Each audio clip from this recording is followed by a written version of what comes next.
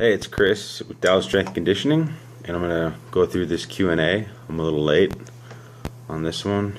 I was out of town this past weekend in Houston with Mike. He did a strongman competition and successfully placed third and did very well. So moving on to the questions. The first one is, can fasted cardio hinder muscle growth and strength progression? I would say no for the most part, because most of the time fasted cardio is moderate to light cardio, not high intensity cardio. So with that being said, it wouldn't really affect muscle growth or strength as long as you're eating right and eating on a regular basis and getting enough protein, things like that. So I would say no, it doesn't. It's not going to really hinder your muscle growth and strength progression. Next question. Any input on high hamstring pull rehab prehab? Yes, I would definitely always keep your hamstrings stretched out and mobile, and always try and put a hamstring strengthening exercise into your program, such as RDLs, good mornings, glute ham raises, some kind of pull, something like that. Also, definitely try and mob your hamstrings prior to training, and if you feel like you have any extra tightness in those hamstrings, good things to do are rolling them on PVC pipe or a rumble roller. Also, a tack and stretch. So getting a lacrosse ball or baseball and sitting on it and putting it on the affected area or up and down around the affected area. So up and down the distal to proximal hamstring, and flexing and extending at the knee. So doing a couple of those things can definitely help with prehab as well as rehab. Next question. How can I fix horrible brachialis pain as a result of squatting and deadlifting? Well, I've never seen you squat or deadlift, so I'm not sure what exactly how things are looking when you're doing those. But a lot of times with squatting, it has to do with your hand placement on the bar, or it has to do with if you have really tight shoulders. So if you do have tight shoulders, possibly mobbing your shoulders more, particularly five-way shoulder, that's definitely a good one to loosen up your shoulders, and that might help to start out there. As far as your deadlift, I don't really know per se, because I haven't seen you deadlift, and I'm not sure where your hand placement is on the bar, and your biceps probably are acting up from your squatting, and then they carry over, or the pain carries over into your deadlift. But I'm not 100% sure, because I've never seen you squat or deadlift. But something you could try before you squat or pull is get the Voodoo bands or bike inner tube, and wrap that around your elbow very tightly and flex and extend at the elbow.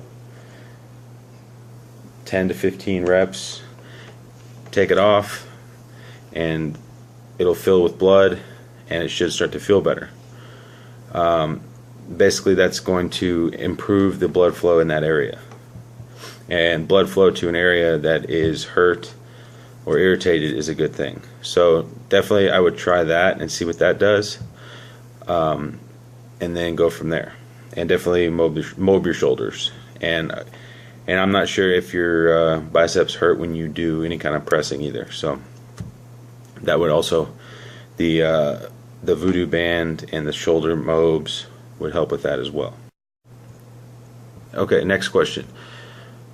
What kind of rehab prehab do you recommend for a lower back strain? Okay, kind of the same thing with the hamstring, is definitely keep your low back strong. Keeping your abdominals strong as well is also a good thing. So your low back strength, definitely rows help, reverse hypers, deadlifts, obviously. But as far as if you're rehabbing it, it just depends on the severity of the injury. In the past, I've hurt my low back a couple times, and after a week or so after I heard it. I always get a lacrosse ball or a baseball and go up and down my erectors, basically from my scapula all the way down to my sacrum, and just do little rolls like that in one spot. Do 10 to 15 rolls in one spot, go down a little bit, 10 to 15 rolls all the way down, and do that on each side. And you can also do that with a double lacrosse ball, but if you have a really big back, then I would just use one ball on one side. So definitely try that. And I would definitely recommend that to start out with for any kind of for basically minor low back strains, and that really stretches out and opens up your erectors and kind of gets blood moving and things like that. So definitely try that. What supplements would I recommend for anybody who is strength training? Well, supplements that I recommend is a multivitamin, vitamin D, fish oil, let's see, vitamin B, and vitamin C, magnesium, and whey protein and creatine and BCAAs. So that was a long list of stuff, but basically they're all important. But if you had to choose a couple, I would definitely take vitamin D, magnesium, fish oil, and a multivitamin. And you know, whey protein is obviously optional, and it's basically to supplement the protein in meat you're already getting. So if you feel like you're already getting enough protein with the meat, then, and you feel like you don't need the whey, then you don't need it.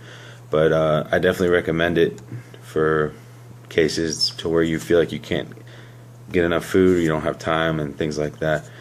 And creatine is definitely important for people that are serious about strength training, and just to get the right effect, or get the right effect out of the creatine, you have to load it right and take it properly. So don't just look at the label and say, oh, I got to take 20 grams a day for 5 days to load it. It definitely depends on your body weight, so you always have to take that into consideration. So those are the supplements that I recommend. And you know, if you're weary about, oh, I got to go buy supplements, it's definitely, supplements are important, and you know, your health is important, and it's your health that you're investing in. So it is a good thing. And that is all the questions. So I will see you next time, and I'll see you later. See ya.